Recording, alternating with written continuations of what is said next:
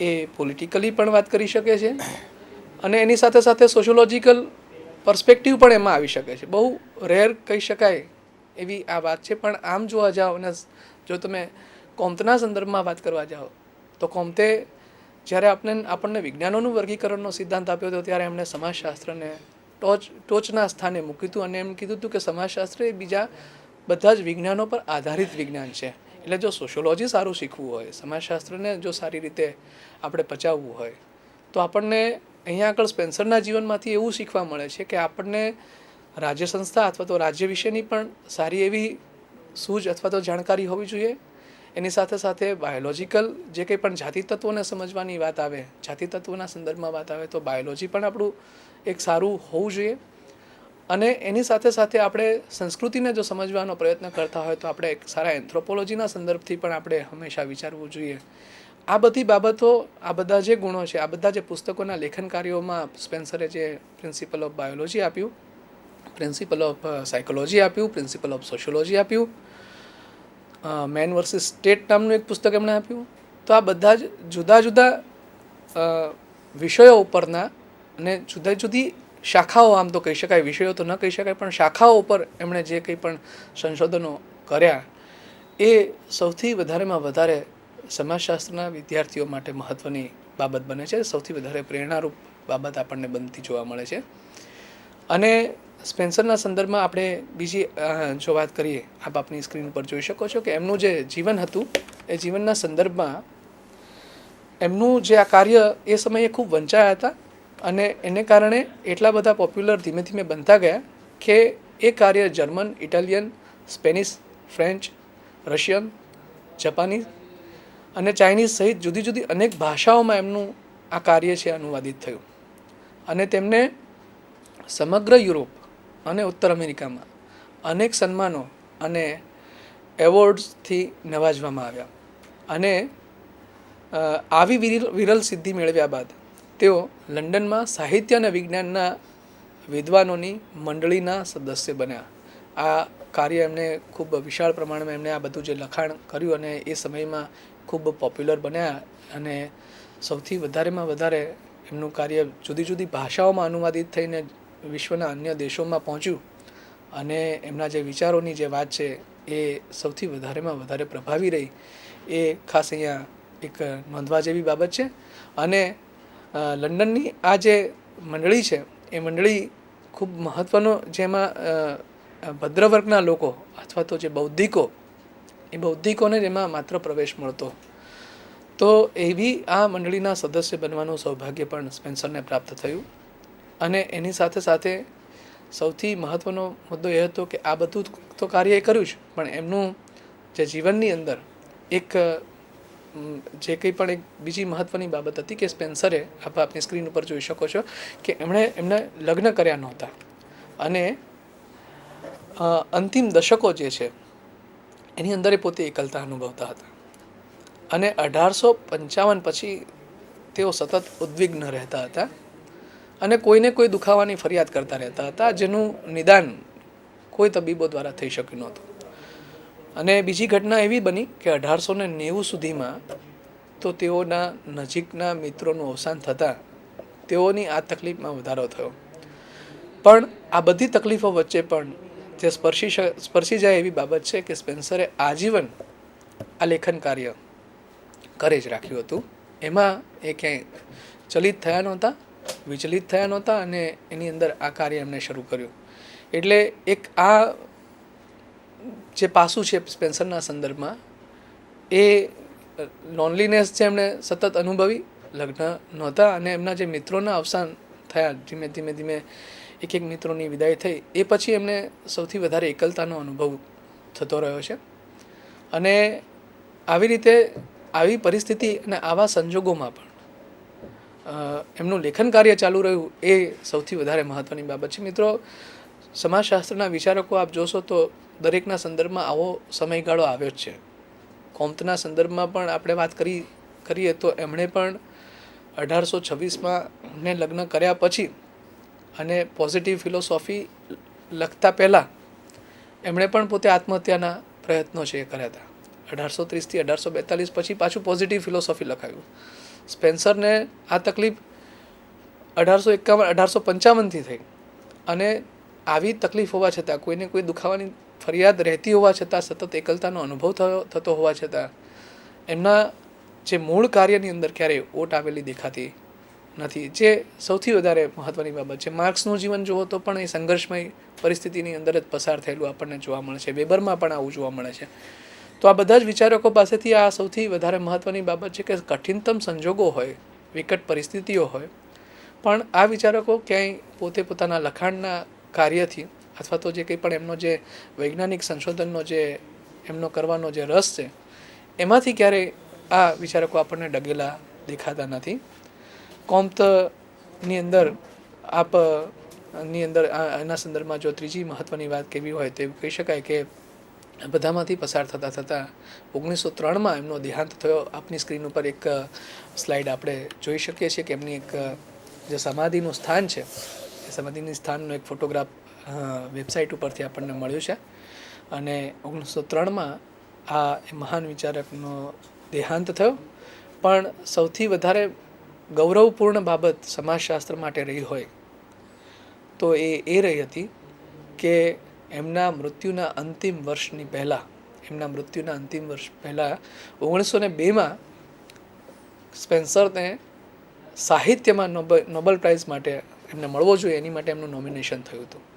સ્પેન્સરને સાહિત્યમાં, હવે વિચારક સમાજશાસ્ત્રના સંદર્ભમાં છે, પણ એક લિટરરી ફિલ્ડની અંદર પણ આ વ્યક્તિને નોબેલ પ્રાઇઝ મળવું જોઈએ, એમને નોબેલ પ્રાઇઝ મળવું જોઈએ, એનું નોમિનેશન થાય, એમાં નામ મુકાય, એ પણ સોશિયોલોજી માટે સૌથી વધારેમાં વધારે ગૌરવપૂર્ણ બાબત આપણે કહી શકીએ અને સૌથી વધારેમાં વધારે મહત્ત્વની બાબત આ કહી શકીએ.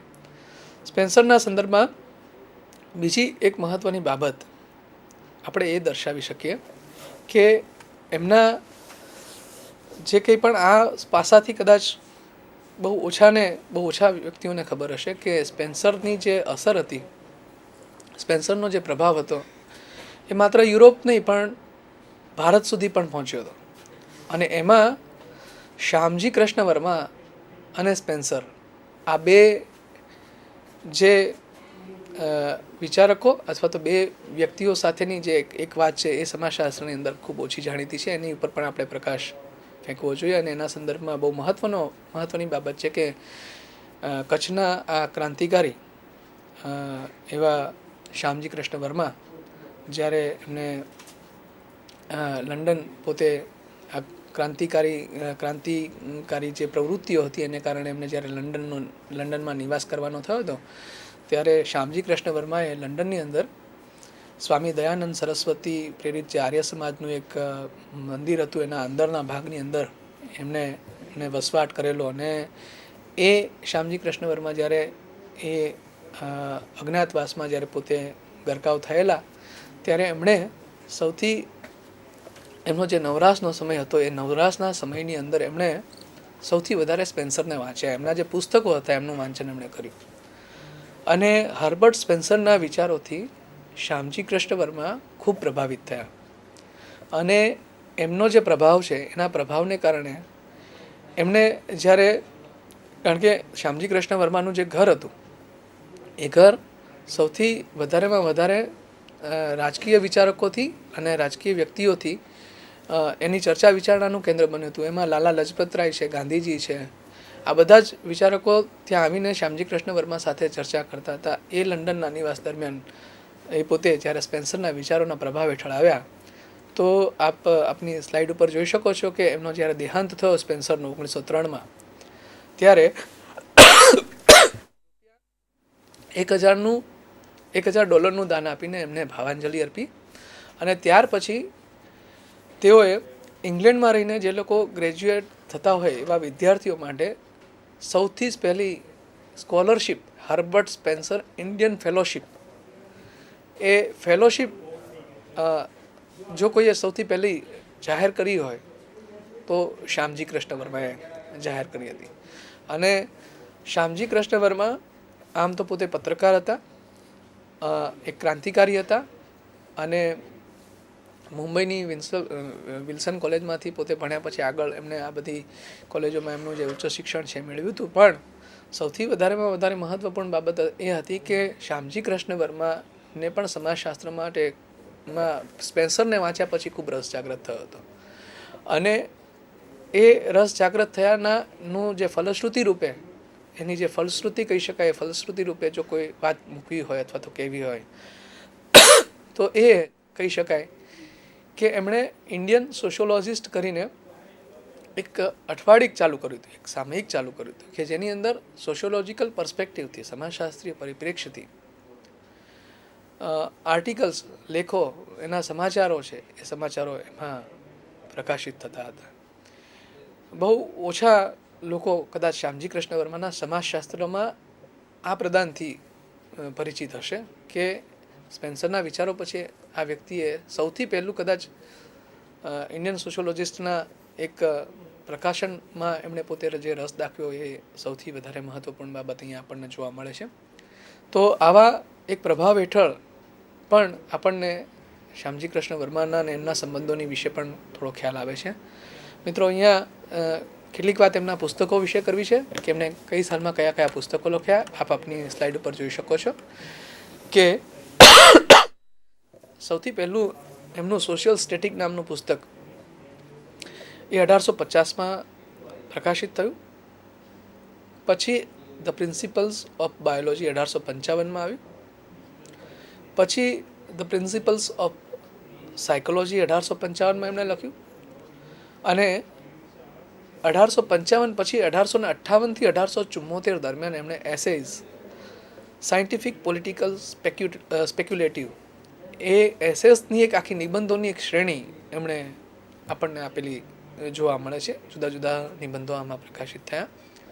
ધ સ્ટડી ઓફ સોશિયોલોજી 1873માં આવ્યું અને ત્યાર પછી પ્રિન્સિપલ્સ ઓફ સોશિયોલોજી 1876ની અંદર આવ્યું, જે બહુ જ મહત્ત્વનો ગ્રંથ ખાસ કરીને સ્પેન્સરના સંદર્ભમાં આપણી માટે હવે પછી રહેવાનો છે કે જેમાં સામાજિક ઉત્ક્રાંતિવાદની વાત આવે છે. The man versus the state 1884માં આપ્યું. માનવી અને એની વિરુદ્ધ રાજ્યના જે કંઈ પણ સંબંધોની ચર્ચા એમાં કરી અને છેલ્લે એમણે જે ગ્રંથ આપ્યો ધ પ્રિન્સિપલ્સ ઓફ એથિક્સ 1893ની અંદર એમનો આ ગ્રંથ છે એ આપણને મળે છે. અહીંયા આપ આપની સ્લાઇડ ઉપર જોઈ શકો છો કે એમના જે પુસ્તકો છે એ પુસ્તકોના જે કંઈ પણ મુખપૃષ્ઠ છે એમનું જે પ્રથમ પાનું છે એની અંદર સ્પેન્સરના જ પોતાના જે કંઈ પણ એમના લખાણો છે અહીંયા મૂક્યા છે. એસેસની વાત અહીંયા નથી મૂકી. છ એક જેટલા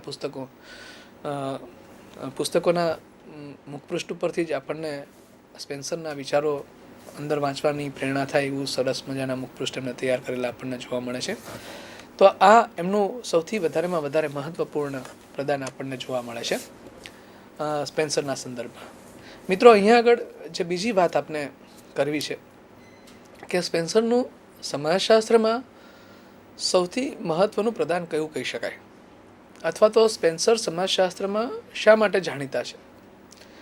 તો સ્પેન્સર જાણીતા છે સામાજિક ઉત્ક્રાંતિવાદનો જે સિદ્ધાંત છે, સામાજિક ઉત્ક્રાંતિવાદની જે થિયરી એમણે આપી એને લીધે એ સમાજશાસ્ત્રમાં સૌથી વધારેમાં વધારે જાણીતા બન્યા છે. મેં હમણાં શરૂઆતમાં જે વ્યાખ્યાનની શરૂઆતમાં આપણે વાત કરી કે જુદા જુદા ચિંતકોએ, જુદા જુદા વિચારકોએ સમાજને સમજવા માટે જુદા જુદા સિદ્ધાંતો આપણને આપ્યા.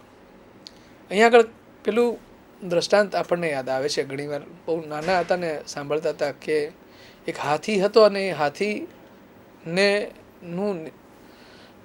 જે કંઈ પણ મૂલવવાનો હતો અથવા હાથીનું જે કંઈ પણ ચિત્ર સ્પષ્ટ કરવાનું હતું એમાં અંધ જે વ્યક્તિઓ હતા એ અંધ વ્યક્તિઓએ કોઈએ હાથીનો પગ પકડ્યો તો એના આધારે એમણે કીધું કે હાથી થાંભલા જેવો છે. તો કોઈ એની પૂંછડી હાથમાં આવી તો કોઈને એમ લાગ્યું કે હાથી દોરડી જેવો છે અથવા તો દોરડા જેવો છે. જે તે અંધ વ્યક્તિઓના હાથમાં હાથીનું જે કંઈ પણ અંગ આવ્યું એના આધારે એમણે હાથીને મૂલવવા માટેનો પ્રયત્ન કર્યો હતો. આ દ્રષ્ટાંત અથવા તો આ મહત્ત્વનો મુદ્દો એટલા માટે અહીંયા મૂકવાનો વિચાર આવે છે કે સમગ્ર હાથીને નિરખવો હોય તો કદાચ વિહંગાવલોકન અથવા તો એને ઉપરથી એનો જો વ્યૂ લેવામાં આવે તો કદાચ એ આખી હાથીની આકૃતિ આપણા મનની અંદર ફિટ થઈ શકતી હોય છે.